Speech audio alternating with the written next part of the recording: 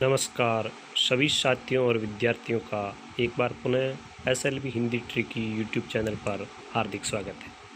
प्रिय विद्यार्थियों, आज हम पढ़ेंगे कक्षा 12 हिंदी अनिवार्य की पुस्तक आरो भाग 2 के काव्य खंड का अध्याय नंबर 3, जिसका शीर्षक है कुंवर नारायण। इस अध्याय में हम पढ़ेंगे कुंवर नारायण की कविता के बहाने। तो सबसे पहले पढ़ते हम कुंवर नारायण का जन्म परिचय। तो कुंवर नारायण का जन्म 19 सितंबर सन 1927 उत्तर प्रदेश में हुआ। इनकी प्रमुख रचनाएं चक्रव्यूह 1956, परिवेश हम तुम, अपने सामने, कोई दूसरा नहीं, इन दिनों, ये इनके काव्य संग्रह है। आत्मजयी इनका प्रबंध काव्य है। आकारों के आसपास इनका कहानी संग्रह है। और आज से पहले इनका समीक्षात्मक ग्रंथ है। मेरे साक्षात्कार इनकी सामान्य रचना है। प्रमुख पुरस्कार साहित्य अकादमी पुरस्कार, कुमारन आसान पुरस्कार, व्यास सम्मान, प्रेमचंद पुरस्कार, लोहिया सम्मान, कबीर सम्मान और ज्ञानपीठ पुरस्कार, ये प्रमुख इनको सम्मान मिले। अब इनकी रचना का एक ऐसा काव्यांश, एक ऐसा अंतरा जिसमें ज्ञान के पट खुलने की ये बात कहते हैं। तो ये क्या कहते हैं? न जाने कब से बंद एक दिन इस तरह खुला घर का दरवाज़ा, जैसे गर्द से ढकी एक पुरानी किताब। गर्द का होता है रज या रेत। गर्द से ढकी हर पुरानी किताब खोलने की बात कहने वाले कुंवर नारायण ने सन 1950 के आसपास काव्य लेखन की शुरुआत की। उन्होंने कविता के अलावा चिंतन परक लेख, कहानियाँ और सिनेमा तथा अन्य कलाओं पर समीक्षा भी लिखी, किंतु कविता की विधा को उनके सृजन क्रम में हमेशा प्राथमिकता प्राप्त रही। नई कविता के दौर में जब प्रबंध काव्य का स्थान प्रबंधत्व की दावेदार लंबी कविताएं लेने लगी, तब कुंवर नारायण ने आत्मजयी, ध्यान दें, आत्मजयी उनका एक प्रबंध काव्य है जो बहुत अधिक प्रसिद्ध हुआ। आत्मजयी जैसा प्रबंध काव्य रचकर भरपूर प्रतिष्ठा प्राप्त की। आलोचक मानते हैं कि उनकी कविता में व्यर्थ का उलझाव है, अखबारी सतहीपन है और वैचारिक धुंध की बजाय। आलोचक मानते हैं कि उनकी कविता में व्यर्थ का उलझाव नहीं है, अखबारी सतहीपन नहीं है, वैचारिक धुंध नहीं है। इसके बजाय क्या है? उनकी रचनाओं में संयम, परिष्कार और साफ सुथरापन है। भाषा और विषय की विविधता उनकी कविताओं के विशेष गुण माने जाते हैं। उनमें यथार्थ का खुरदरापन भी मिलता है और उसका सहज सौंदर्य भी। सीधी घोषणाएं और फैसले उनकी कविताओं में नहीं मिलते, क्योंकि जीवन को पूरी तरह से समझने वाला एक खुलापन उनके कवि स्वभाव की मूल विशेषता है। इसलिए संशय, संभ्रम और प्रश्नाकुलता उनकी कविता के बीज शब्द हैं। अब यहाँ पे देखिए, कविता के बहाने कविता, यानी कविता के बहाने, कविता के क्या माने हैं, कविता का क्या उद्देश्य है।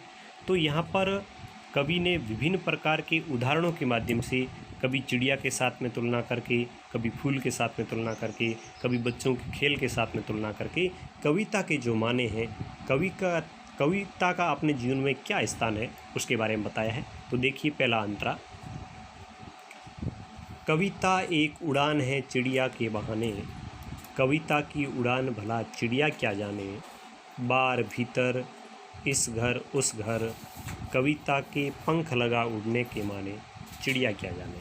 तो यहाँ पर कविता की तुलना की है किसके साथ? चिड़िया के साथ, कि कविता एक उड़ान है चिड़िया के बहाने। जिस प्रकार चिड़िया पंखों के सहारे उड़ती है, उसी प्रकार कविता भी कल्पना के पंख लगाकर उड़ती है। किसके पंख? कल्पना के पंख लगाकर उड़ती है। लेकिन कविता की उड़ान चिड़िया भला क्या जाने, लेकिन कविता की उड़ान की बराबरी चिड़िया की उड़ान नहीं कर सकती, क्योंकि चिड़िया बाहर भीतर उस घर या इस घर घूमती है, यहाँ वहाँ चिड़िया घूमती रहती है, लेकिन उसकी उड़ान होती है, चिड़िया की उड़ान होती है, वह ससीम होती है। क्या होती है? चिड़िया की उड़ान ससीम होती है, लेकिन कविता है उसकी उड़ान होती है, वो होती है असीम।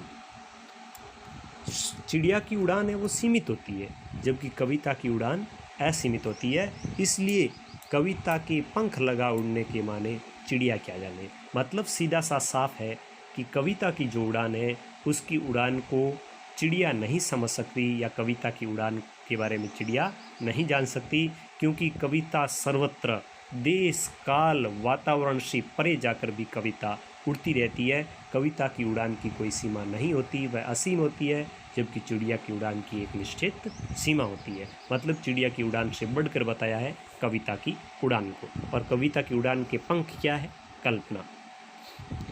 अब दूसरे अंतरे में उन्होंने तुलना की है फूलों के साथ। यहाँ पे देखिए दूसरा अंतरा, कविता एक खिलना है फूलों के बहाने, कविता का खिलना भला फूल क्या जाने, बार भीतर इस घर उस घर, बिना मुरझाए महकने के माने, फूल क्या जाने। तो यहाँ पर कवि ने कहा है कि चिड़िया की उड़ान की तरह कविता है तो फूलों के खिलने की तरह भी कविता है।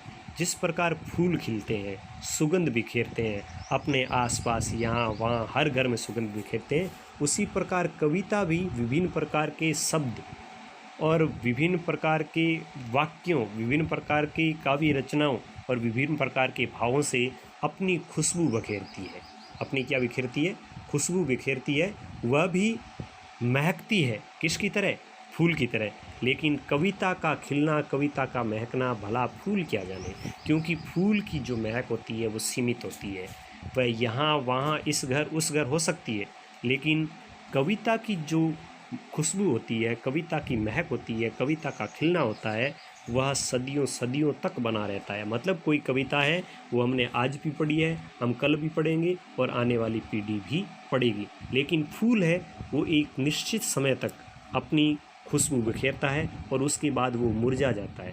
लेकिन कविता बिना मुरझाए महकने के माने फूल क्या जाने। लेकिन कविता की महक ऐसी है, कविता की खुशबू ऐसी है, कविता का खिलना ऐसा है कि वो कभी मुरझाती नहीं। वह देश काल और वातावरण से परे जाकर हमेशा खिलती और महकती रहती है, लोगों को आनंद देती रहती है। मतलब हम यह मान सकते हैं कि कोई कविता अपने पूर्वजों ने भी पढ़ी है, हमने भी पढ़ी है और आगे भी पढ़ी जाएगी। मतलब कविता का खिलना है वो कभी मुरझाता नहीं है, इसलिए कविता का खिलना है वो असीम है, जबकि फूल का खिलना है वो ससीम है। इसलिए फूल के खिलने से बेहतर है कविता का खिलना। अंतिम अंतरे में कवि ने कहा है कि कविता एक खेल है बच्चों के बहाने, बाहर भीतर यह घर वह घर, सब घर एक कर देने के माने, बच्चा ही जाने। तो यहाँ पर सही अर्थ में कविता की तुलना की है, वो की है बच्चों के खेल के साथ, कि कविता बच्चों के खेल के बहाने, हम बच्चों के खेल के साथ में कविता की तुलना कर सकते हैं। क्योंकि बच्चे भी जब खेलते हैं तो भीतर खेलते हैं, बाहर खेलते हैं, अपने घर में खेलते हैं, दूसरे घर में खेलते हैं और एक तरीके से सब घरों को एक ही कर देते हैं। जिस प्रकार अपनी भारतीय संस्कृति कहती है कि ये संपूर्ण पृथ्वी मेरा परिवार है, वसुधैव कुटुंबकम, तो उस पंक्ति को चरितार्थ करता है बच्चों का खेल।